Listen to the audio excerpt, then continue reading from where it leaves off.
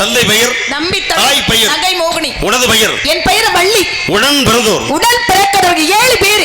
சரி, வந்திருப்பது காவலுக்கு. என்ன காவல்? திணை காவல். என்ன திணை? கருந்திணை செந்தினை.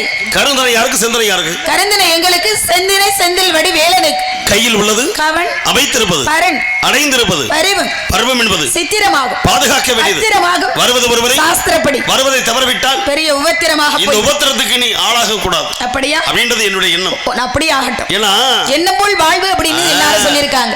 ஆனால் எண்ணம் போல் வாழ்வு என்பது இருந்து விட்டால் இறைவனையே வணங்க நம்ம மறந்து விடுவோமா? நல்லதே நினைக்கணும், நல்லதே பேசணும், நல்லதே செய்யணும், நல்லதே கேட்கணும், நல்லது நடக்கும். அதான் உண்மை. ஆக எண்ணம் சொல் செயல் இந்த மூன்றுமே சரியாக இருக்கணும். அதே சொல்லுவாங்க, அறிவாளிக்கு மறிவாளி, அறிவாளிக்கு மறிவாளிக்கு 3 வழி. 3 வழி. அறிவாளிக்கு முட்டாளுக்கும் 2 வழிகள். முட்டாளுக்கு ஒரே வழிதான். அந்த 3 வழி பாதை பயணமாக போகும் பொழுது அதை முன்னெடுத்து சொல்லக்கூடிய விஷயங்களும் சரியா இருக்கணும். அதான் உண்மை. அது மாற்று கருத்து இல்லையே. இல்லை. என கேளுங்கள், தரப்படும். தட்டுங்கள், திறக்கப்படும். தேடுங்கள், கிடைக்கப்படும். ஒவ்வொன்றும் கொடுக்கணும். கேட்டவுடன் கொடுத்தவன் யார்? கேட்டதும் கொடுத்தவன் கர்ணன். கேட்காமல் கொடுத்தவன் பாரி. செத்தும் கொடுத்தவன் சீதகாதி. கொய்து கொடுத்தவன் குமளவள்ளல். இன்னைக்கு நாட்டுல எத்தனை பேர் கொடுத்திருக்காங்க. இன்னைக்கு நான் கேட்கிறதுக்கு என்ன சுவாமி நீங்க கொடுக்கணும். அப்படியா? நீங்க கேட்கிறதை பொறுத்து வந்து நான் கொடுக்கணும். ஆமாங்க. ஒரு பந்து இருக்கு பாருங்க, காற்றுல பந்து சுபத்திர எரிஞ்சா கைக்கு திரும்பி வரும்டவள அந்த மாதிரி இருக்கணும். பட்டு துணியில அப்படியே முத்து கோர்த்ததை போல. அது எப்படி பட்டு துணியில முத்து கோர்க்கிறது? பட்டு துணியில முத்து கோர்த்த பழமொழியே அதுதானே. ஏங்க, பழமொழி எல்லாமே பழமொழி ஆயிராது. பிறகு சொல்லுவாங்க, மூத்தர் சொல்லும் முதிர்ந்த நெல்லிக்கனியும் முன்னே துவர்க்கும் பின்னாடி தித்திப்பாக இருக்கும் அல்லவா? அப்பன்னா என்ன? இன்னைக்கு பெரியவர்கள் எல்லாம் பெரியவர்களும் பெரியவர் அல்லர், சிறியவர்கள் எல்லாம் சிறியர் அல்லர். சொல்லி செய்பவர்கள் சிறியோர், சொல்லாம பெரியவர்கள் பெரியவர். ஆமா, சொல்லியும் செய்யாதவர் கயவர்கள் அப்படின்னு இருக்காங்க. இன்னைக்கு வந்து பெரியவர்கள் செய்தால் பெருமாள் செஞ்ச மாதிரி, சிறியவர்கள் செய்தால் பெருமாளுடைய பேரை செஞ்ச மாதிரி, சிவபெருமானே செய்தது மாதிரி அப்படின்னு சொல்லுவாங்கல்ல. அந்த மாதிரி இந்த இடத்துல பெரியவர்களாக தாக வந்திருக்கின்றதுனால நாரதர் வந்து பார்க்கணும் அப்படின்னாலே பெரிய கொடுப்பனை வேணும். 14 உலகம் சுத்தி வரக்கூடிய நாரத மகிழ்ச்சி இந்த இடத்துல தேவலோகத்துல இருந்து நம்ம பூலோகத்துல வந்து அள்ளி பண்ணு நந்தவனத்தை காத்திருக்கிற பொழுது நீங்க சந்திச்சு வந்து நல்ல விஷயத்தை பேசணும், பகிர்ந்துக்கிறணும் அப்படின்னு சொல்லி வந்திருக்கீங்க. பகிர்வது எதற்காக? கேள்விகள் பிறப்பதெல்லாம் பகுத்தறிவு வளர்வதற்கு. ஏன் என்ற கேள்வி இல்லாமல் வாழ்க்கை இல்லை. இந்த பகுத்தறிவு என்பது யாருக்கு இருக்கிறது? மனிதர்களுக்கே இருக்கு. அப்ப என்ன, மரத்துக்கு எத்தனை அறிவு சொல்லுங்க? மரத்துக்கு ஓரறிவு, கொஞ்சம் பூச்சிகளுக்கு ஈரறிவு, நீரில் வாழக்கூடிய ஜீவனுக்கு 3 அறிவு, பறவைகளுக்கு 4 அறிவு, விலங்குகளுக்கு 5 அறிவு, என் போன்ற மனிதர்களுக்கு 6வது பகுத்தறிவு, தாங்கள் போன்ற முனிவர்களுக்கு 7 அறிவு, இறைவனுக்கு ஐயனாருக்கு 8 அறிவு. 8 அறிவு, 8ஆம் அறிவாக இருக்கிறது. இறைவனுடைய அறிவை யாரும் எட்டி பிடிக்க முடியாது. ஏன்னா அவனுடைய செயல் எல்லாம் திட்டங்கள வேற. உண்மை. அதை வழிநடத்தி செல்வதற்கு நம்ம வகைப்பட்டதே ஆகணும். சுவாமி வகைப்பட்டவர்களா இருக்கட்டும். பட்டு துணிகள முத்து. ஆமா, பட்டு துணியில முத்து கொத்தனா பட்டு துணியில வந்து எப்பவுமே பட்டாடை வந்து அப்படியே வளவளப்பாக இருக்கு. ஆமாங்க. அது வந்து கையில எடுத்து பார்த்தா வளவளவா வந்து அப்படியே ஜொலிக்கும். முத்து என்பது ஜொலிக்க கூடியது. பட்டு துணியும் முத்து வந்து ஒரே மாதிரி தானே இருக்கு. அப்படி இருக்கிறதுல எப்படி வந்து கோர்க்க முடியும்? விஷயம் இருக்குமா? என்ன விஷயம்? பட்டு துணியில முத்து கோர்க்கிறதுனா இது வந்து முதல்ல, அதாவது பட்டு துணி வலுவலுப்பா இருக்கும். ஆமா, முத்து பளபளப்பா இருக்கும். ஆனா அதுலயும் வலுவலுப்பு இருக்கும். உண்மை. ஒரு ரெண்டுமே போன்னு வலிக்கிட்டு போறது ஒண்ணு சேர்க்க முடியுமா? முடியாது. ஊசி முனை ஒண்ணு சேருமா? சேராது. அப்ப இதுல எப்படி கோர்க்கணும்? இங்க விஷயம் தெளிவா இருக்கணும். என்ன காரணம்னா, பட்டு துணி முத்து கோர்க்கணும் கோர்க்கிற விஷயம் இல்ல. இதுக்கு சம்பவம் ஒரு எடுத்துக்காட்டு பாரதத்துல. அதாவது துரியோதனுக்கு அவர் கௌரவர்களை தலைமையானவன். ஆமா, அந்த கௌரவர்கள் பக்கம் கர்ணன் போய் சேர்ந்தான். ஆமா, ஏன்னா சபையிலே வந்து இவனுக்கு வில்வத்தை கிளம்புது, நீ யாரா, எந்த அரசே, நீ யாரு, என்ன குலம் கேட்கும் பொழுது அப்போ ஒரு மாபெரும் வீரனை அசிங்கப்படுத்துறாங்களே அப்படின்ட்டு அங்க தேசத்தை அளந்து கொடுத்து நண்பனாக்கி கொண்டான் துரியோதனை. ஆமா, இப்ப துரியோதனை ஆக்கி கொண்டாலும் சில விஷயங்கள்ல ரொம்ப கவனமாகவும் இருந்தேன். அவன் சொன்னேன், அப்ப சத்தியபிரமாணம் கூடி கொடுத்தேன் கர்ணே, என் உயிர் போனத்தை கொடுத்து கூட உன் உயிரை காப்பாத்துவேன். எப்படி? நான் இருக்கிற வரைக்கும் உனக்கு பாதுகாப்பு வந்து யாரும் பறிக்க முடியாது. என் இறப்புக்கு பின்னாடி தான் உனக்கு வந்து உண்மை ஆபத்தே நெருங்கும் அப்படினா. அந்த வகையில ஒரு சமயம் என்னன்னா, அரசாங்க விஷயமா வெளியில போயிட்டாரு. யாரு? துரியோதனன் அரண்மனையை விட்டு. சரி. அந்த நேரம் பார்த்து கர்ணன் யதார்த்தமா வந்துட்டான். யார்? துரியோதனை பார்க்க. அப்போ ஓட்டமா ஓடி வந்து அந்த துரியோதனோட மனைவி பானுமதி இருக்காங்கல்ல, அந்த அம்மா, அண்ணா வாங்கன்னா இப்பதான் ராஜாங்க விஷயமா போயிட்டாங்க, அங்கே வெளியூர் போயிருக்காங்க, கொஞ்சம் இருங்கன்னா வந்துருவாரு அப்படின்னு சொல்ல. சரி. உடனே கர்ணன் என்ன பண்ண, சரின்னு உட்காந்துட்டான். ஆனா இந்த அம்மா என்ன பண்ணாங்க, சரிங்கண்ணா அவர் வரக்கு ஒரு முன்ன பண்ண இருந்தா கூட எதுக்கு கொஞ்சம் பொழுதுபோக்கா இருவரும் பகடை விளையாடுவோமே, தாயம் போட்டு விளையாடுறாங்கல்ல அது மாதிரி விளையாடுவோமே பொழுதுபோக்குக்காக அப்படி விளையாடுவோம் சொல்லும்போது சரின்னு ஒத்துக்கிட்டு 2 பேரும், அதாவது அண்ணனும் தங்கச்சி, கர்ணனும் பார்வதி அண்ணன் தங்கச்சி போறதா அப்ப விளையாண்டுகிட்டு இருக்காங்க. அப்படி விளையாண்டு கொண்டிருக்கும் பொழுது இந்த அம்மா ஆட்டம் மும்மரமா போய்கிட்டே இருக்கு. நீ நானும் சொல்லி ஆடிக்க இருக்க. ஆனா இந்த பானுமதி யாருன்னு இந்த புகை விடாதீங்க பிடிக்காதுன்னு தோத்துக்கிட்டே இருக்காங்க. ஆட்டத்துல தோத்துக்கிட்டே இருக்காங்க. அப்போ ஒரு கட்டத்தில் என்ன ஆகுது, இந்த அம்மா எப்படி நோக்கி வந்திருக்காங்கன்னா வாசலை நோக்கி பார்த்த மேனிக்கு அமர்ந்திருக்காங்க. ஆமா தெரியும். எதிர்த்து திசையிலிருந்து இப்படி உட்கார்ந்து கர்ணன் உள்பக்கமா ஒரு முகத்தை பார்த்து உட்கார்ந்து விளையாண்டுட்டு இருக்காங்க. தெரியாதவருக்கு ஆட்ட மும்மரம் வீட்டுக்கு தோத்துக்கிட்டே வர்றா. ஆக தோட்டம் முடிஞ்ச உடனே படக்குன்னு அம்மா என்ன பண்ணாங்க, எந்திரிச்சு இப்படி கிளம்புனாங்கல்ல. புறப்பட்ட ஒரு பெண்ணை ஆத்தாடி ஆட்டத்துல எந்திரிச்சு தோத்துட்டு ஓடுறாளாக்குன்னு சொல்லி படக்குன்னு எட்டி பிடிச்சு போட்டியான். எந்திரிச்சது எதுக்கு தெரியுமா, துரியோதனும் உள்ள நுழைகிறாரு. கணவனுக்கு மதிப்பு கொடுத்து கணவன் நேரம் வரும்பொழுது நம்ம உட்கார்ந்துருக்கலாமான்னு சொல்லி மரியாதை கொடுத்து இந்த அம்மா எந்திரிச்சாங்க. ஆனா இங்க ஆட்டத்துல தோத்துக்கிட்டு இருக்காங்க. ஒருவேளை ஆட்டத்துல தோத்துட்டு தான் ஓடுறாளுக்கு தங்கச்சி அப்படின்னு சொல்லி இப்படி கிளம்ப எங்க ஓடுறீங்க இப்படி இழுத்து பிடிக்கும் போது இந்த இடையில இடை இருக்கலையே, இந்த இடை மாட்டிக்கிடுச்சு கையில. அப்படி இழுக்க அந்த இடையிலிருந்து அப்படியே நவரத்ன மாளிகைகள் முத்து பவள மாணிக்க மரங்கள் அப்படியே கீழே சிந்து செதறது. முத்துக்கெல்லாம் தெரிச்சு போய் கீழே கிடக்கு. இதற்கிடையில துரியனை கிட்ட வந்துட்டியா. அப்படியே கருணையும் பார்த்தேன். அப்படியே கை நடுங்கி கண் கலங்கி பதறி வாய் குளறி நடுங்கி ஒடுங்கி அப்படியே கிடுக்கு நிற்கிறான். அப்போதான் பக்கத்தில் வந்தேன். துரியோதனன் வந்து தோளில் கையை போட்டேன். நண்பேண்டா சொல்கிறேன் பாருங்க, ஏன் நண்பேண்டா நீ ஏன் கதற, ஏன் கலங்குற, ஏன் பதற, சிந்திய முத்துக்களை எடுக்கவோ கோர்க்கவோ அப்படின்னு. அப்படின்னா என்னன்னா இப்ப சொல்றேன், அந்த விஷயத்துக்கு ஒரு பட்டு துணி முத்து கொடுத்த மாதிரி பட்டு துணி வலுவலுப்பா இருக்கும், முத்து பளபளப்பா இருக்கும், வலுவலுப்பா இருக்கும். அந்த முத்துல தெளிவா அது தெரிச்சிடாத அளவுக்கு உடையாத அளவுக்கு ஓட்ட துவாரம் போடணும். அந்த ஓட்டைக்குள்ள ஊசி நூலையும் கோர்த்து அந்த வளவளப்புல வலிக்கி விடாத அளவுக்கு துல்லியமான இடத்துல முத்த கோர்க்கணும். இந்த அளவுக்கு இருக்கணும்னா அவனுக்கு தெளிவான சிந்தனை வேண்டும். பதட்டம் இருக்கக்கூடாது, நடுக்கம் இருக்கக்கூடாது, புத்தி தெளிவா இருக்கணும், சிந்தனை ஒரே இலக்கில் இருக்கணும். அதே போலதான் நீ இந்த இடத்துல என் மனைவியை பார்த்து இந்த இடையை இழுத்துட்டியே அப்படின்னு நீ பதறி போய் நிக்கிற, கலகி போய் நிக்கிற. ஏன்னா அவசரத்துல அண்டாவுல கைவிட்டா கூட போகாது. நீ பதறாதடா, பதறாத கரிய செதறாது. நான் பட்டுத்தில் முத்து கோர்க்கிற அளவுக்கு என் புத்தி தெளிவா இருக்கு, நானே இப்படி இருக்கேன், நீ ஏன் கவலைப்படுற என்று சிந்திய முத்துக்களை எடுக்கவோ கோர்க்கவோ அப்படின்னு சொல்லி துரியோதனன் கர்ணன் சொன்னானா. இது பாரதத்தில் நடந்த ஒரு முக்கியமான நிகழ்வு. அப்படின்னா என்னன்னா அந்த வகையில பட்டு துணி முத்து கோர்த்த மாதிரி. அப்படின்னா நீங்க என்கிட்ட பேசும்பொழுது நான் உங்ககிட்ட பேசும்போது 2 பேரும் ஒரே தீவிர சிந்தனையோடு ஒரு இலக்கிலே சரியான முறையாக தெளிவாக பதில் சொல்லி பேசினாதே இந்த சபையில நிறக்கும். அப்ப சபை நாகரிகம் நிறக்கும். அப்படின்னா நாகரிகத்தோட பச்சை மரத்துல ஆணி அடிச்சது போல பதியணும்.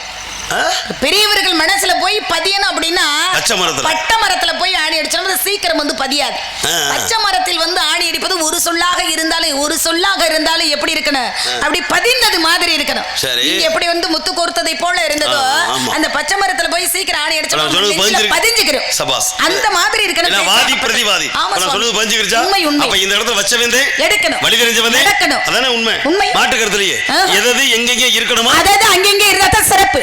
அப்ப ஆபத்துக்கு உதவாத பிள்ளையும் அரும் பசிக்கு உதவாத அன்னமும் தாகத்தை தீராத தண்ணீரும் தரித்திரம் அறியாத வெண்டீரும் கோபத்தை அடக்காத ஏந்தனும் குறுமொழி சொல்லாத சீடனும் பாவத்தை தீராத தீர்த்தமும் உலகத்துல ஏழும் இருந்து பயனில்லை. அந்தந்த நேரத்துல உதவாத்தானே நல்லா இருக்கு. ஆபத்து காலத்துல பிள்ளைகளை வயசான காலத்துல உதவியா இருக்கணும். ஒரு தண்ணீர் இருக்குன்னா தாகத்துல உதவணும், இல்லைன்னா அது தண்ணீரே கிடையாது. அப்ப ஒவ்வொரு விஷயமும் ஒரு நேரத்துல உதவுனாத்தான் அதுக்கு சிறப்பு. அப்படி உதவலைன்னா சிறப்பே கிடையாது. 4 பேர் போற பாதையில போகணும், 4 பேர் மெச்சறது மாதிரி வாழணும். 4 பேர் போன பாதை என்ன ஆன்மீக வழியில அப்பர் சுந்தரர், திருஞான சம்பந்தர், மாணிக்கவாசகர் ஆன்மீக வழியில சென்று இறைவனுடைய அருளை பெற்றவர்கள். இப்ப 4 பேர் மெச்சறது மாதிரி வாழணும். அப்படின்னா மாதா பிதா குரு தெய்வம். மாதான பெத்த தாய், பிதான தகப்பன், குருனா வாத்தியாரு, தெய்வம்னா கடவுள். உண்மை. இந்த 4 பேர் துணை இருக்கணும்ல. ஆம் சுவாமி. அந்த 4 இல்லாத வித்தை குருட்டு வித்தை அப்படின்றது நியாயம் தாங்க. குரு இல்லாத வித்தை குருட்டு வித்தை. இப்ப இந்த மாதா பிதா குரு தெய்வம் சொன்னீங்கல்ல, இந்த 4 பேருடைய ஒரு அரவணைப்பும் ஆதரவும் இல்லாம ஒருத்தன் செத்தான யாரு? இது என்ன கேள்வியா சுவாமி? நாரத ஒரு விஷயம் நல்ல கருத்து சொல்றீங்க, நீங்க வாழ்த்துனீங்க, எனக்கு ரொம்ப மனசுக்கு சந்தோஷமா இருந்துச்சு. நல்லா வந்து புத்திமதியை சொல்லி கதையும் வந்து பாரத கதை, ஏன்னா ஈரேழு 14 உலகம் சுத்தி வரக்கூடியவர், 4 யுகத்திலையும் வரக்கூடியவர், அற்புதமான ஒரு விஷயத்தை வந்து சொன்னீங்க. அதை விட்டுவிட்டு நீங்க என்னை பத்தி கேள்வி கேட்கலாமா? நீங்க என்ன சொல்றீங்க? கேள்வி கேட்பது எதற்கு? பகுத்தறிவு வளர்ப்பதற்கு. நான் கேட்டிருக்கேன், உங்க பகுத்தறிவு வளர்த்துக்கங்க. அப்படியே வளர்ப்பதற்காக இங்க வந்திருக்கேன். அதானே உண்மை. என்னை பொறுத்த வரைக்கும் நான் ஒரு சுடர் விளக்காயும் தூண்டுகோல் தேவை. உண்மை. நீங்க ஒரு விளக்கு. பொதுவாக பெண் என்பவள் போற்றக்கூடியவள். பெண் என்பவள் ஒரு விளக்குக்கு சமமானவள். ஏன்னா குத்து விளக்கா நீங்கிறதே குளத்துக்கு பெருமாடன். அப்ப இந்த விளக்கு சும்மா இருந்தா அது நல்லா இருக்காது. தூண்டி விடணுமா இல்லையா? அதே நான் தூண்டுவோம். அணையக்கூடிய நேரத்தில் தூண்டுகோல் ஒன்று இருந்தால் தான் பிரகாசமாக எரியும். பெண் என்பவள் அதனால தான் உங்களுக்கு எல்லா விளக்கு சான்றோருக்கு பொய்யா விளக்கு. அப்படி சொல்லுங்க, பொய்யா விளக்கு தானே விளக்கு. அப்ப பொய்யா பேசிட்டு இருக்க கூடாது இல்லையா? நான் என்னைக்குமே பொய்யை உரைப்பதில்லை, உண்மையை உள்ளபடி உரைக்கலாம். பொய்ய வந்து வெளியில பேசுறதே தவறு. நிறைய பேர் பொய்யிலே வாழ்ந்து பொய்யிலே வந்து பொய்க்காகவே வாழ்ந்து கொண்டு இருக்கிறார். கேட்டா அந்த உலகமே பொய் அப்படின்னு சொல்றாங்க. ஆமாங்க, அவன் அந்த நிலையை தானே காயமே இது பொய்யடா, வெறும் காற்றடித்து பொய்யடா, தூங்கையில் விடுகின்ற மூச்சது துளி மாறி போனாலும் போச்சுன்னு இருக்காங்க. உடம்பே பொய் தானுங்க. இருப்போம் என்பது பொய், இறப்போம் என்பதுதான் மெய். ஏன்னா தூங்குவது என்பது வந்து இறப்பை போல, கண் விழிப்பதே பிறப்பை போல அப்படின்னு இருக்காங்க. அதனாலதான் அப்ப இதுல இருந்து அறிவுபூர்வமான ஒரு கேள்விக்கு 4 பேரு உதவி இல்லாமல் ஒரு தன் இறந்தார் அப்படின்னா பெத்தவங்க வந்து முதல்ல மாதா பிதா குரு தெய்வம். கர்ணன் ஆகப்பட்டவன் தான், வேற யாரும் இல்ல. கர்ணன் வந்து யாருடைய அம்சமாக பிறந்தவள்? சூரிய பகவானுடைய அம்சமாக குந்தி ஆகப்பட்டவள். துர்வாசர் கொடுத்த மந்திரத்தின் காரணமாக விளையாட்டுத்தனமாக மந்திரத்தை சொன்னார். அவர் சொன்னாரு, இந்த மந்திரத்தை நீ யாரை நினைச்சு சொல்றிய குழந்தை பாக்கியம் வந்து கொடுத்து விடுவார்கள் சொல்லி. சின்ன பிள்ளை நினைக்குது, அப்படி மந்திரத்தை சொன்னா குழந்தை பிறக்குமா அப்படின்னு கொஞ்சம் சந்தேகம். இந்த அம்மா என்ன செய்யறாங்க, அதிகாலையில எந்திரிச்சு சூரிய ஒளி அப்படி பிரகாசமா ஒளிச்சிட்டு இருக்கு. அந்த நேரத்துல சூரிய பகவானை நினைத்து ஒரு மந்திரத்தை சொல்றா குந்தி ஆகப்பட்டவள். அப்படி சொல்லுகின்ற பொழுது என்னாச்சு, ஒரு பிள்ளையை வந்து கொடுத்து விட்டு போனான். அவன் தான் கர்ணன். அவ கர்ணன் பெற்றவுடன் இந்த கன்னியாக இருந்த குந்தி ரொம்ப மனசு வேதனைப்படுறா. கன்னியா இருக்கும்போது குழந்தையை பெற்றெடுத்தால் நாட்டை ஆளக்கூடிய மன்னன் மகள் இப்படியா அப்படின்னு சொல்லி ஏளனம் பேசிடுவான்னு சொல்லி ரொம்ப வேதனைப்பட்டு வருத்தப்பட்டு இருக்கின்ற பொழுது பார்த்தா வந்து தன்னுடைய தோழி பிரியமதா அப்படின்ற அவளுக்கு இவனுக்கு மட்டும்தான் அந்த ரகசியமே தெரியும். அவ வந்து என்ன செய்றா, பேழையில விட்டுறோம். அது நடந்த ஒரு விஷயம். இன்னொரு விஷயம் எப்படின்னா, திருமணமாகி இங்க வந்துடுறாள். அப்ப அத்தினாபுரத்துல இருக்கின்ற பொழுது குந்தியாகப்பட்டவள் தான் பெற்ற தாய். இது எப்ப தெரியும்? அவள் வந்து கிருஷ்ண பரமாத்மா குந்தியிடம் சொன்ன பொழுதுதான் தெரியும். அவள் தான் தாயி, உன்னை பெற்றெடுத்து, நீ பிள்ளை வந்து மூத்தவனாக பெற்றெடுத்தையா கர்ணே. கர்ணன் வந்து உயிரோட தான் இருக்கிறான், இறக்கவில்லை அப்படின்னு சொல்லி குந்தியை பார்த்து கிருஷ்ண பரமாத்மா சொன்னான். யாரப்பனா அங்கதேசத்து அரசனான கர்ணன் ஒருவனே உன்னுடைய பெற்ற பிள்ளை அப்படின்னு சொல்லும்போது இது அம்மாவுக்கு அப்பதான் தெரியுது. இதனால தெரியாமே இருந்தா. அப்ப தகப்பன் யாரு? சூரிய பகவான். தாயாகப்பட்டவள் குந்தி. கற்றுக் கொடுக்கக்கூடிய ஆசிரியர் யாரு அப்படின்னா பரசுராமன். தெய்வமே கைவிட்டது அப்படின்னா அப்பாற்பட்ட விஷயம், 4வது இடத்துல தான் தெய்வம். இப்ப கர்ணன் வந்து பாண்டவர்கள் பக்கம் இல்லாமல் எங்க இருக்கிறான்? கௌரவர்கள் பக்கம். கௌரவர் பக்கம் வந்து இருந்ததுனால 2 பேருக்கு பாரத போல் மூளை போய்கிறது. அந்த கர்ணன் வந்து அவன் கவச குண்டலத்தோட பிறந்தவன். உடன்பட்டி காதுல குண்டலம் கவசத்தோட இருந்தவன். அந்த கவசமும் குண்டலமும் இருக்கின்ற பொழுது கர்ணனுடைய உயிரை யாராலும் கொள்ள முடியாது, எந்த ஆயுதத்தாலும் அழிக்க முடியாது. இதை தெரிந்து கொண்ட இந்திரன் ஆகப்பட்டவன் இங்க பூலோகத்துக்கு வர்றான். இந்திரன் யாரு? அர்ஜுனுடைய அம்சமாக வந்து, அதாவது இந்திரன் வந்து இந்திரனுடைய அம்சமாக பிறந்தவன் தான் அர்ஜுனன். தன் பிள்ளையை காப்பாற்றணுமே, இவன் இருந்தால் கொண்டு வருவேன் சொல்லி எப்படியாவது தன் பிள்ளையை காப்பாற்றணும் சொல்லி கேட்டதும் கொடுத்தவன் கர்ணனாக இருக்கின்ற பொழுது ஒரு சாதாரண அந்தரனை போல வந்து வந்து யாசகம் கேட்கிறான் சூரிய பகவான். சூரிய பகவான்கிட்ட போய் வந்து யாரு கேட்கறது, அதாவது கர்ணன்ட்ட போய் வந்து இந்திரன் வந்து கேட்கிறான், நீ கேட்டதும் கொடுப்பியாமல கர்ணா, இடது கை கொடுப்பதை வலது கை அறியாதுன்னு கேள்விட்டே நீ வந்து ஒரு யாசகம் எனக்கு தரணும் அப்படின்னு சொல்லி கேட்கின்ற பொழுது இப்ப என்ன வேணும் அப்படின்னவும் உடன் பிறந்த கவச குண்டலத்தை எனக்கு கொடுன்னு சொல்லி யாரு கேட்கறது? வந்திருக்க இந்திரன் ஆகப்பட்டவன் கேட்கிறான். இவன் போய் எதையுமே ஒரு தானம் வந்து தர்மம் வந்து செய்கின்ற பொழுது தன்னுடைய கடவுளாக நினைக்கக்கூடிய சூரிய பகவானை வணங்கிட்டு தான் தானத்தை கொடுப்பான். போறான் பூஜை அறையில போய் தானத்தை கொடுப்பதற்காக வணங்குகிறான். அப்பதான் சூரிய பகவான் சொன்னாரா, வந்திருக்கவன் சாதாரணவன் கிடையாது, இந்திரனை யாசகமாக கேட்டு வர்றான். உடன் பிறந்த கவச குண்டலத்தை ஒரு நாளும் கொடுக்க கூடாது கருணா அப்படின்னு சொல்லி சூரிய பகவான் வந்து சொல்றார். இருந்துட்டாலும் இந்திரனை யாசகம் கேட்டு வரும்போது நான் இந்த கவச குண்டலம் என்ன எனக்கு இருந்து என்ன பையன் அப்படின்னு சொல்லி கொடுத்துறான். அப்ப பகவானாக இருந்த அன்றைக்கு சூரிய பகவான் கர்ணனை காப்பாற்ற முடியல, கொடுக்காத அப்படின்னு தடுத்து நிறுத்த முடியல. அப்பா காப்பாற்ற முடியல, விட்டுட்டார். குந்தியாகப்பட்டவள் என்ன செஞ்சா, ஒரு முறைக்கு மேல் மறுமுறை பிரயோகம் பண்ணக்கூடாது நாகாஸ்திரத்தை அர்ஜுனனை தவிர பாண்டவர்கள் வேறு யார் மீது அப்படின்னு சொல்லி சத்தியத்தை வாங்கி கொண்டால் குந்தியாகப்பட்டவள். தாயாக இருந்தும் கர்ணனை பார்த்து வந்து சொன்னா, வாடா என் பிள்ளையே அப்படின்னு சொல்லி கேட்ட உடனே அப்பதான் கர்ணன் சொன்னா, உலகத்தை இதில் பெரிய அரிய விஷயமா பொக்கிசமாக மறைபொருளா இருந்துச்சு, நீங்க தான் என்னை பெற்ற தாய் என்று. ஆனா இதனால எப்படி ரகசியமா இருந்துச்சோ, யுத்த களத்தில் போர்க்களத்தில் ஒருவேளை வந்து அர்ஜுனுடன் பாலன் பட்டு நான் இறந்தேன் என்றால் தவிர அப்பதான் இறந்தாத்தான் அந்த ரகசியத்தை வெளியில சொல்லணும், நீங்க தான் என்னை பெற்ற தாய்னு. அதற்கு சொல்லாதீங்க அப்படின்னு சொல்லி சொன்னா, அப்ப தாய் நினைச்சிருக்கலாம் நீ எனக்கு பிள்ளைதான் அவனும் பிள்ளைதான், நான் அப்படி சொல்ல மாட்டேன்னு கேட்டு அவளை கூட்டிட்டு போயிருக்கலாம். ஆனா அந்த நேரத்துல தாயாக இருந்தும் குந்தி என்ன செஞ்சால், அர்ஜுனனை காப்பாற்ற நினைத்தாலே தவிர கர்ணனை காப்பாற்றணும்னு மனசுல நினைக்கல. அப்ப தாயாகப்பட்டவளும் என்ன செய்யறா, காப்பாற்ற முடியல. மூன்றாவதாக பரசுராமன் அன்னைக்கு ஆத்துல விட்டுருக்க மாட்டார். அப்ப பரசுராமன் என்ன செய்யறாரு, நாகாஸ்திரம் வந்து கர்ணனிடம் இருந்தது, எப்படி பிரயோகிக்கக்கூடிய முறை என்பது தெரியல. அப்ப எங்க போறான், பரசுராமர்கிட்ட வந்து வில்வித்தை இந்த பயிற்சியை எப்படி செய்யணும்னு சொல்லி கேட்க போறான். அவதான் சொன்னாரு பரசுராமன், நான் வந்து சத்திரியர்களுக்கு மட்டும் வந்து பாடத்தை சொல்லிக் கொடுக்கவும் அந்தணர்களுக்கு வந்து பாடத்தை சொல்லிக் கொடுப்பேன், சத்திரியர்களுக்கு சொல்லிக் கொடுக்க மாட்டேன்னு சொல்றாரு. இவன் போய் சொல்லி அந்தணனாக கர்ணனாகப்பட்டவன் பரசுராமர்கிட்ட போய் பாடத்தை படிச்சு முடிச்சுட்டு வந்துட்டான்.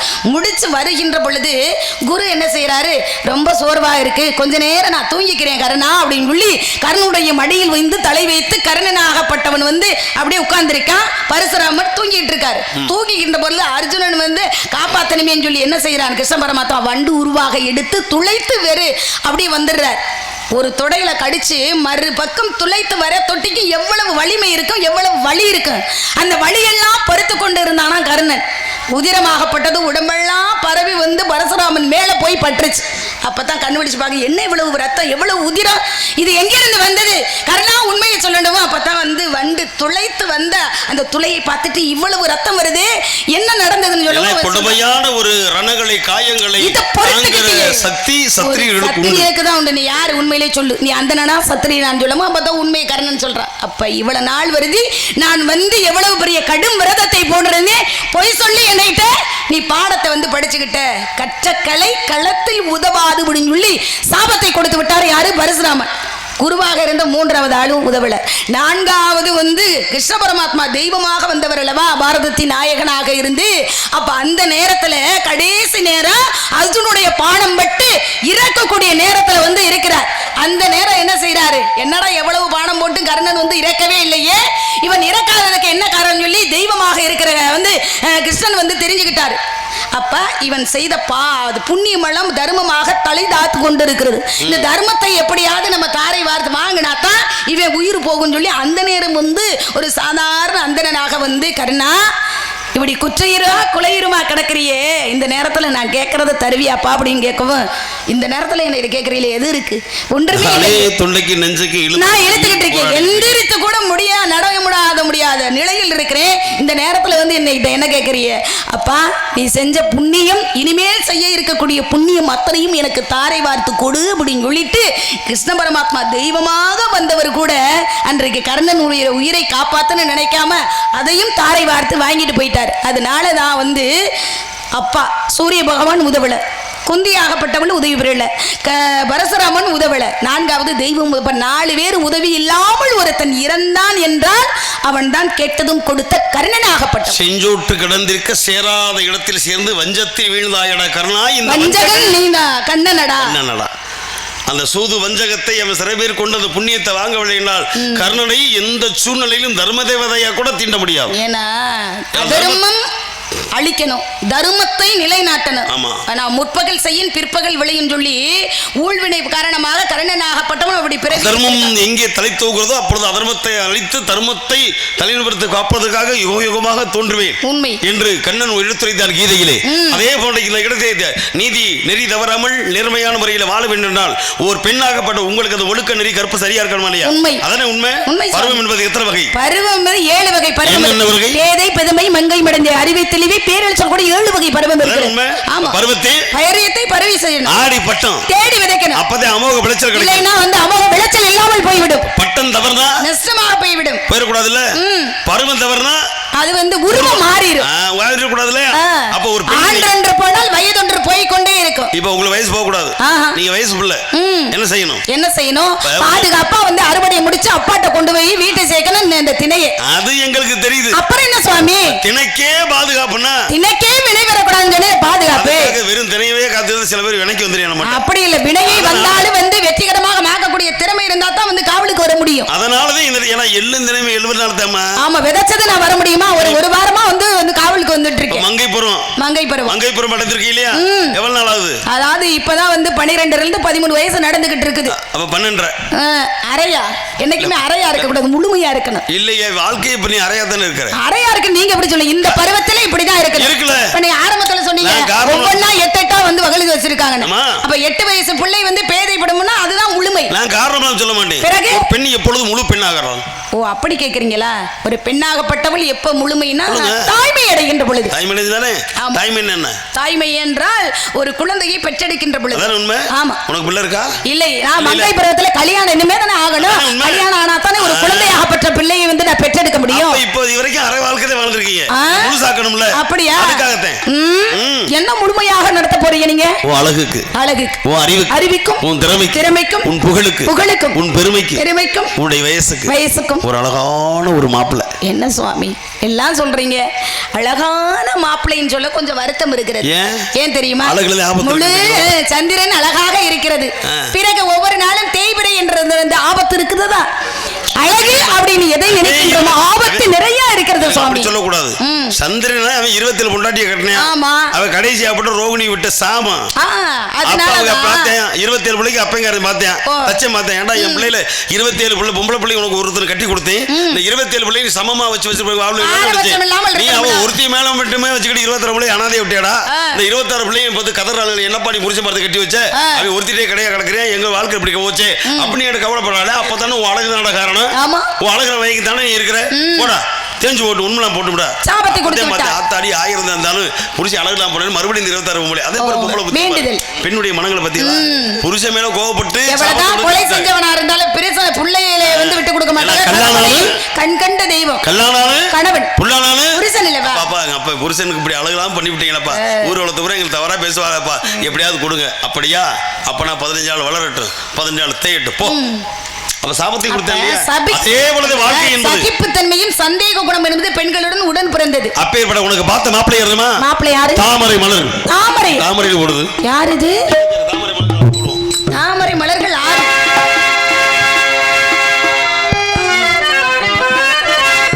தாமரை மலர்கள் ஆறு, அதில் தவழ்ந்தன குழந்தைகள் ஆறு. தாமரை மலர்கள் ஆறு, அது தவழ்ந்தன குழந்தைகள் ஆறு. தாமரை மலர்கள் ஆறு, அது தவழ்ந்தன குழந்தைகள் ஆறு. அன்னையாவை உள்ளாறு தழுவிய போது குழந்தைக்கு முகங்கள் ஆறு. தாமரை முகங்கள் ஆறு, அது தழுவிய குழந்தைகள் ஆறு.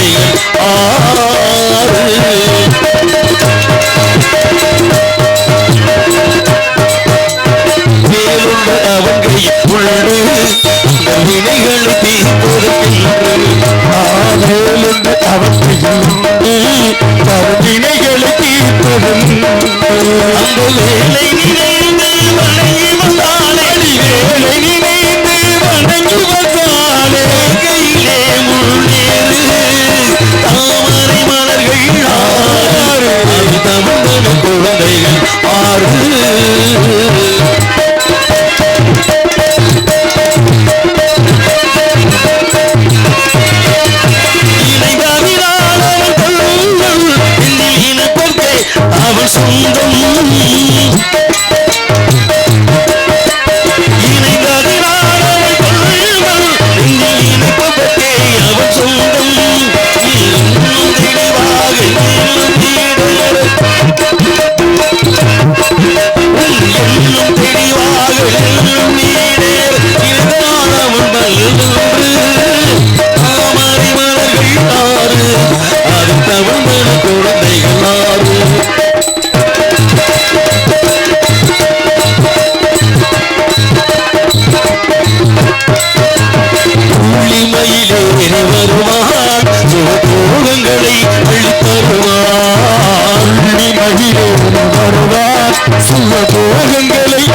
பெருமாள் தேவகூதரி மாலினியும் மணவாள் பணிதார் தாமரை மலர்கள் குழந்தைகள் உன்னுடைய குலக்கடவுள் முருகன் அவனே உனக்கு புருஷன். பிடிக்கல சாமி, ரெண்டாவது தடவை போக முடியாது. எப்படி பிடிக்கல? ஏமா நான் மத்த இடத்துல போய் மாப்பிள்ளை பார்த்தாலும் பரவாயில்ல. பிறகு உன் குலக்கடவுள் குலதெய்வம் உன் குலசாமி எங்குலசாமி எங்குலசாமி எல்லாம் நல்லாதான் இருக்கு. பாட்டெல்லாம் உங்க வாத்தியார் பாடுவாரு. உங்க வாத்தியார் பள்ளிமே எங்குள்ள சாமி அர்த்தமில்லவா? என கணவனே கண்கண்ட தெய்வம் இருக்காரு. குலசாமியை போய் தெய்வமா வந்து நினைக்கிறவர் எப்படி கணவனா ஏத்துக்கிற முடியும்? ஏற்கனவே திருமணம் ஆகிவிட்டது. கணவனே கண்கண்ட தெய்வம். ஆமா, கண்கண்ட தெய்வமே கணவன் ஒருவிட சொல்லக்கூடாது, அப்படி நானும் நினைக்க கூடாது. ஏற்கனவே தேவியான என்ற பெண்ணை மனமுடித்து இருக்கிறார். எப்படி கண்கண்ட தெய்வமே கணவன் சொல்லக்கூடாது? எப்படி? ஆமா, அப்படி சொல்லக்கூடாது சொன்னது நீதானே. நான் அப்படி நான் சொல்ல சொல்லிட்டியே. அதுக்காக நீங்க வந்து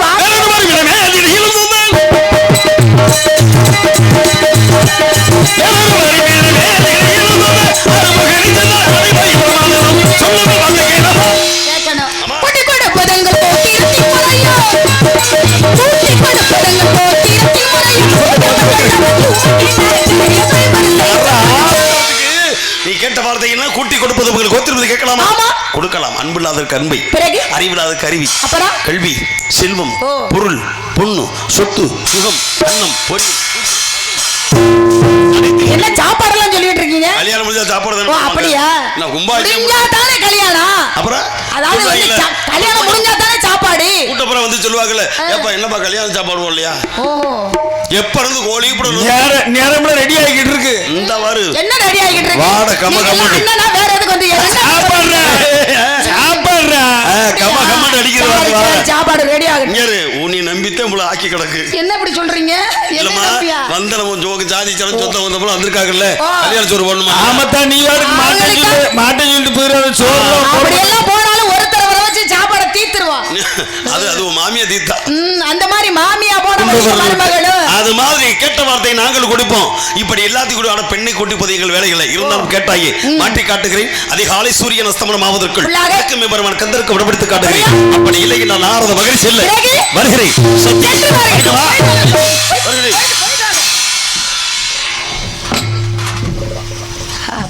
முருகா, கந்தா, கடம்பா, கதிர்வேலா, இனியாவது உன் கருணை என்னும் தரிசனமே மேல் படை செய்வாய். செந்தில் வடிவேலா.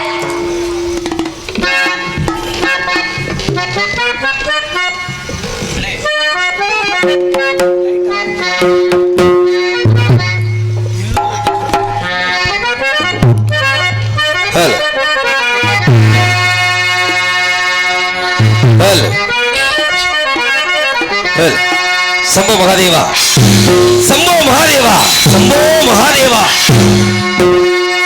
சம்போ மகா.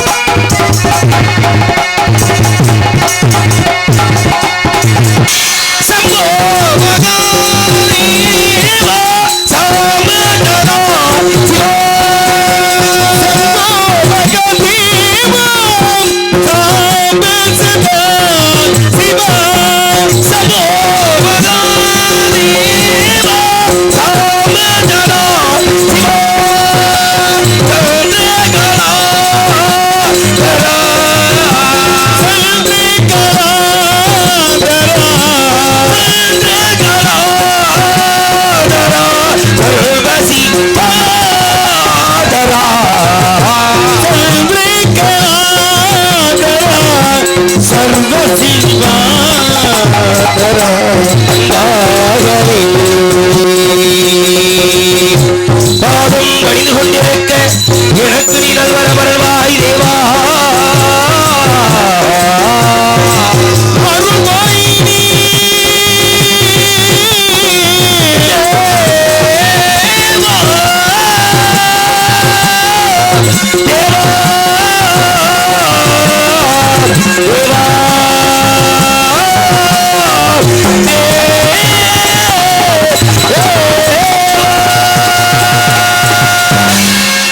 ஓம் நமச்சிவாய நமக ஓம் சத்யாய நமக ஓம் நமச்சிவாய நமக.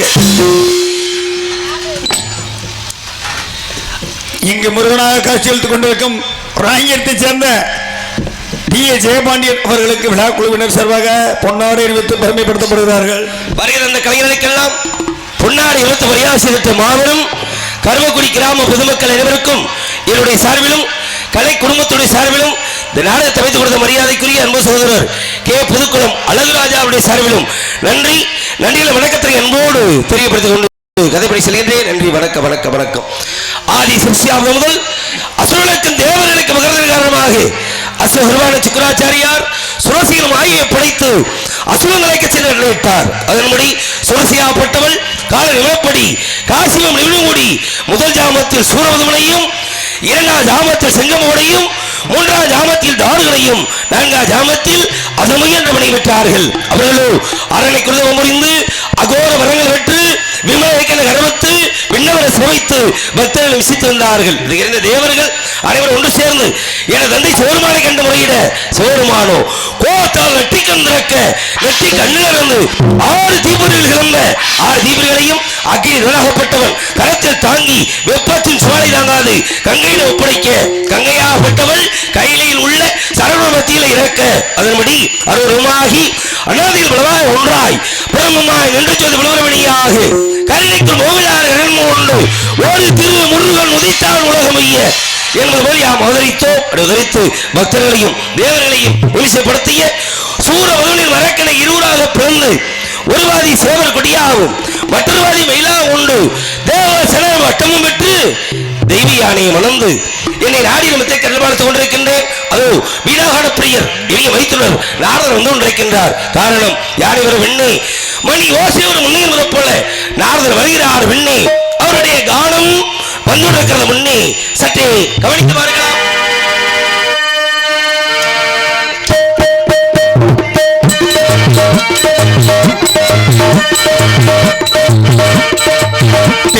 குள்ளத்திலே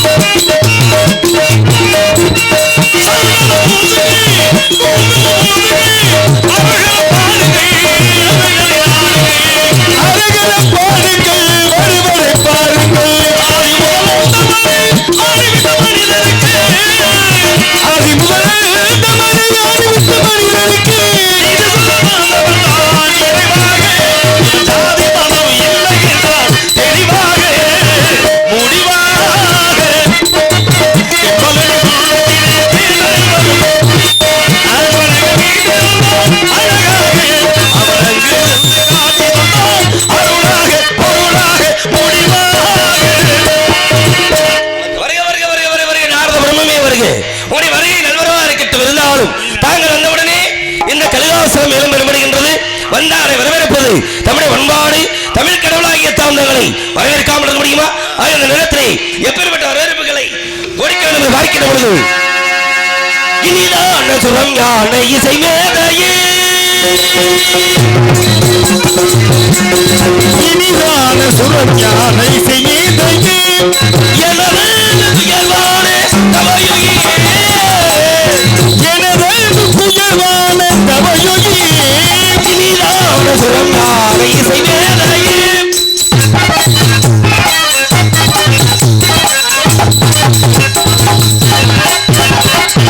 மனிதாபிமானத்தை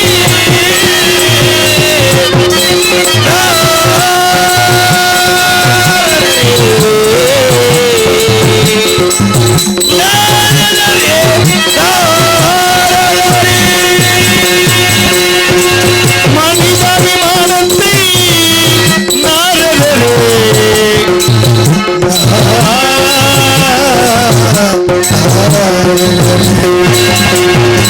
மனிதாபிமானத்தை கனிவான போரத்தை மதிப்போடு வரவேற்கும் மகரிஷியே, மதிப்போடு வரவேற்கும் மகரிஷியே, இனிதான சுரம் ஞான இசை மேதையே,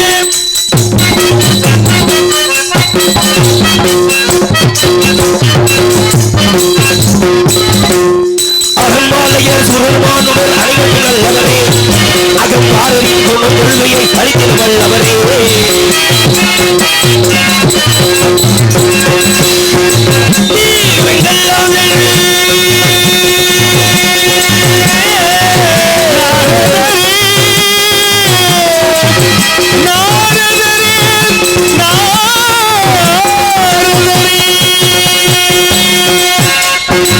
நீரெங்கெல்லாம் சென்றீர் ஒரு கண்டீர், எங்கெல்லாம் சென்றீர் மேலாக எழுகண்டீர், நிகழ்ந்தது எனக்கில் உரை தருவே, நிகழ்ந்தனை எனக்கு நீ உரைத்திடுவீர். இனிதான இனிதான இனிதான சுரங்கான செய்வே.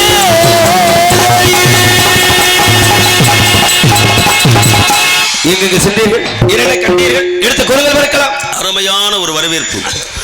ஆறுமுக பெருமானே, தாங்கள் திருவாய் மலர்ந்து அடியேனை பாடி புகழ்ந்து வரவேற்றமைக்கு முதலிலே நன்றிதனை தெரிவிக்கிறேன். நன்றிதனை தெரிவித்து நாரதன் கூறக்கூடிய கருத்து என்னவென்றால், மூர்த்திகளையும் முறையோடு கண்டு வணங்கி முள்ளமன் மூத்தவன் முழு முதற்பொருள் கணபதியை தொழுதேன். பிறகு கந்தப்பெருமானை வணங்க வேண்டும் என எண்ணம் கொண்டேன். ககனமார்க்கமாக புலகத்துறைக்கு வரும் பொழுது வேள்வி மலை சாரலின் அடிவாரத்தில் சிற்றூர் வனத்திலே கண்டேன் ஒரு அழகிய கனி. அந்த கனியை கண்ட மாத்திரத்திலே கந்த அர்ப்பணம் என்று கூறிவிட்டேன். ஏற்கனவே கொண்டு வந்தீர்கள், அதுதான் எங்கான கனி. இன்று கண்டு வந்திருக்கின்றீர்கள், இது போன கனி. கொண்டு வந்தவர்களால் கிடைத்தது பழனி அரோகரா. இன்று கண்டு வந்தனால் கிடைக்க போவது. இனி ஒரு வீடு உண்டை யாராவது எதிர்பார்த்து கேட்க, கொண்டு வந்த நாளை ஒரு வீடு, கண்டு வந்த நாளை ஒரு வீடு அமைய இருக்கிறது என்று தாங்கள் ஒரு பார்க்கிற பொழுது தாங்கள் பார்த்திருக்கின்றார். சாதாரண கனியா இருக்காது. எத்தனை வீடு கட்டினீங்க? ஆமா, ஆக கனியினுடைய பெருமைகளை மகத்துவம் இதோடைய நாவால் எடுத்து கூறுங்கள்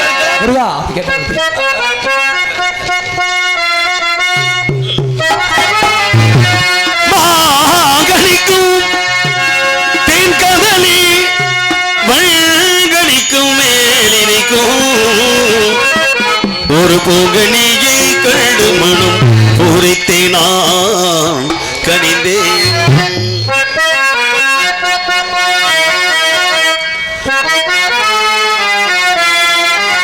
அக்கனியை கணமே கொய்யாமல் கொய்தனைத்துக் கொள்வே, அக்கனியை இக்கணமே கொய்யாமல் கொய்தனைத்துக் கொள்வீர். முருகா குமரா சண்முகா.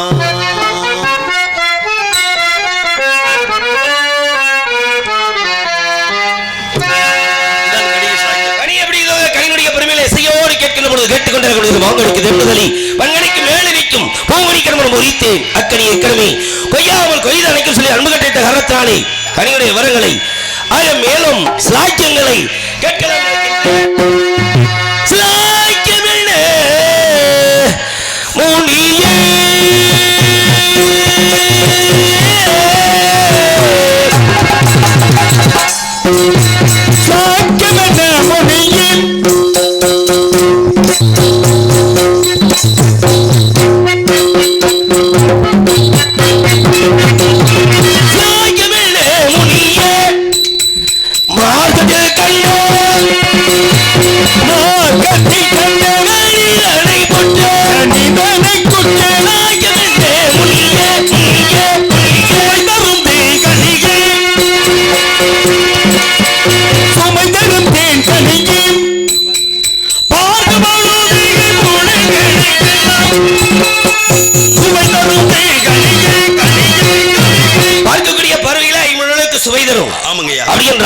இது நேரம் அந்த பட்சிகள்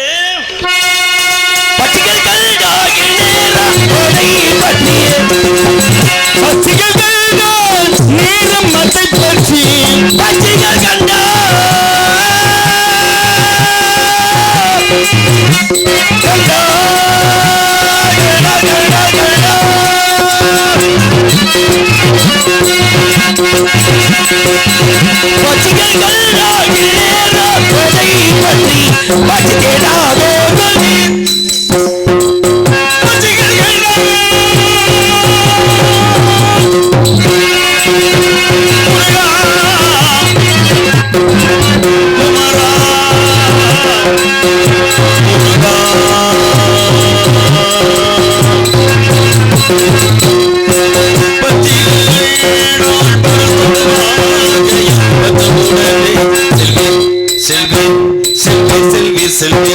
கனியன்றாலே வெச்சலுக்கு பிரியம் என்ன காரணத்துக்காக பறந்து ஓடுகிறது? வேற ஒண்ணும் இல்ல முருகா. 3 படத்துல பாடு பொல்லா பாடம் இருக்கு. 3 படத்துல பாடு. மனம் வாக்கு காயம் என்ற 3 கணங்களுக்கும் எட்டாத உயரத்திலே கனிகளே ஆரம்பிக்குது, முடிவுல எங்க போகுதுன்னே தெரியும். அது 12 மணிக்குள்ள மட்டும் ஆயிரு அண்ணா. ஆக 3 கணங்களுக்கு வெட்டாத உயரத்தில் இருக்கிறது. ஆமா, எட்டி பிடிக்க வேண்டும் என்ற காரணத்தினாலே எட்டி பிடிக்க வேண்டும். எட்டாத கொம்பு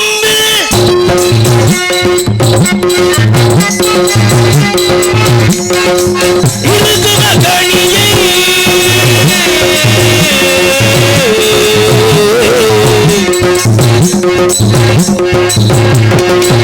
எட்டாத கொம்பு இருக்குத கணியை எப்படி கொய்திடலாம்,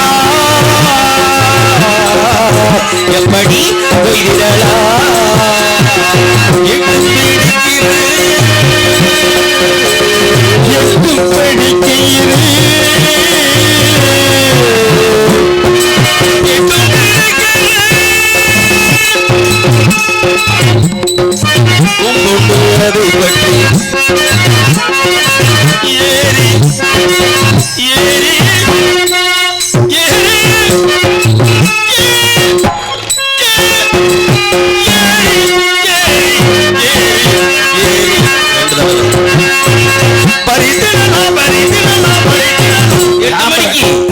சாப்பாடு அப்படி ஏறுது.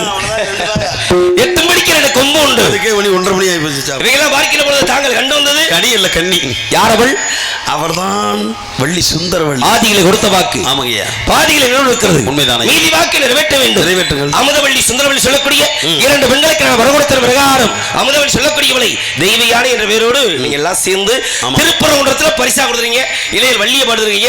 என்ன செய்ய வேண்டும்? அவளை மனம் முடிக்கக்கூடிய நேரம் நெருங்கிவிட்டு பிரம்ம முகூர்த்த வேலை மணி 4:30 மணி ஆரம்பிச்சிருச்சு. 5:30 மணிக்குள்ள முடிச்சாகணும்.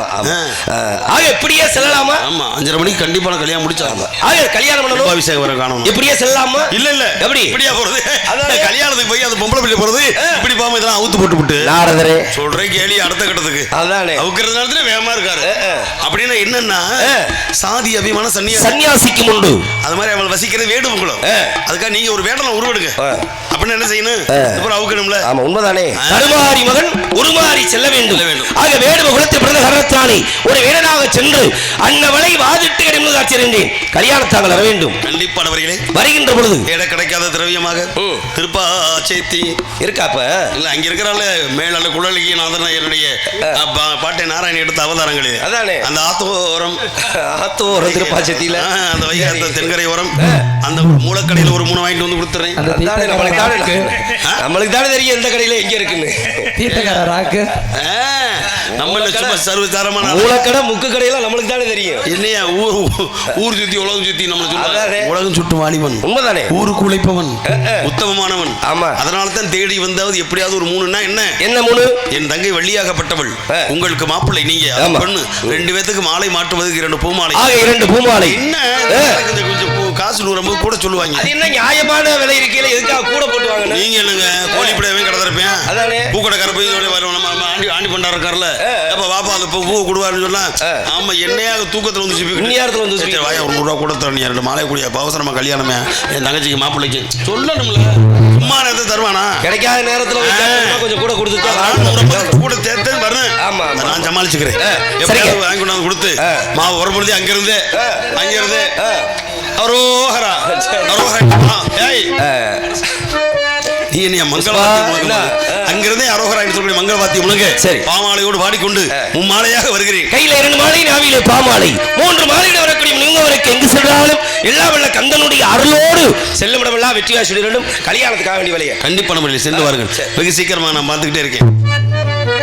கந்தனின் காதல் திருமணத்தை நடத்தி வைக்கும் பொறுப்பை இறைவன் எமக்களித்திருக்கிறான். இட்டமுடன் என் தலையில் இன்னபடி என்று எழுதிவிட்ட சிவனும் செத்து விட்டானோ. முட்ட பஞ்சமே ஆனாலும் பாரம் அவருக்கல்ல நெஞ்சமே அஞ்சாதே. இன்று இந்த உலகத்திலே வாழும் காலத்திலே வந்தாரை வாழக்கூடிய வண்டமை நாட்டை கலியுக தெய்வமாம் கந்தனுடைய திருமணத்தை நடத்தும் பொறுப்பு ஆண்டவனுக்கே கல்யாணம் நினைக்கிறபடி ஒரு வாய்ப்பை நமக்கு கொடுத்திருக்கிறான். அந்த இறைவனை மனதார நிறுவும். ஆனால் மனிதனாக ஏதோ பிறந்து விட்டு ஏதோ வாழ்ந்து விட்டலாமல் வாழ்க்கையை முடிப்பதற்கு ஏதாவது சாதனை படைக்க கற்றுக்கொள்ள வேண்டும். அவனவன் வாழ்க்கையை அவனவன் எண்ணங்கள் தான் தீர்மானிக்கிறது. தீர்மானம் அல்ல என்ன அள்ளுவா அல்ல எப்படி வாத்தியார மனிதன் நினைப்பதுண்டே வாழ்வு நிலைக்கும் என்று இறைவன் நினைப்பதுண்டே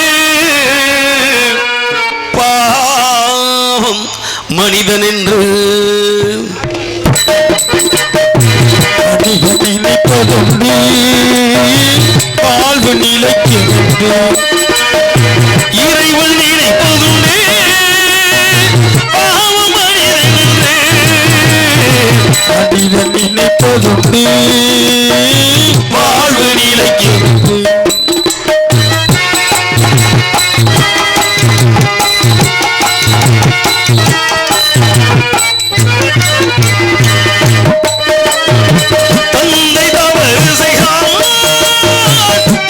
நினைப்பதுண்டே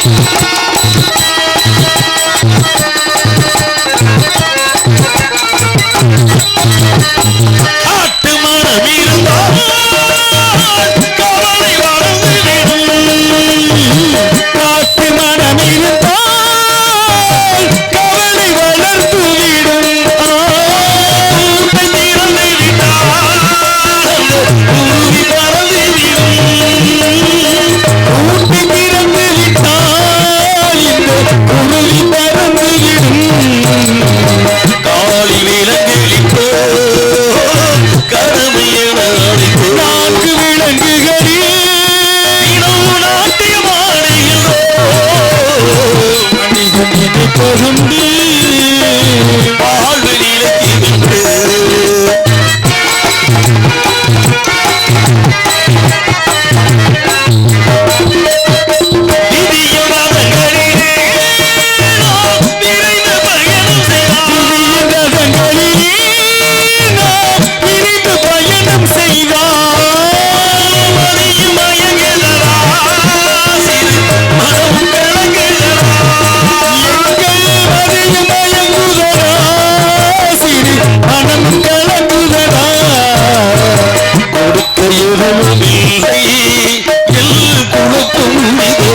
கணக்கை முடி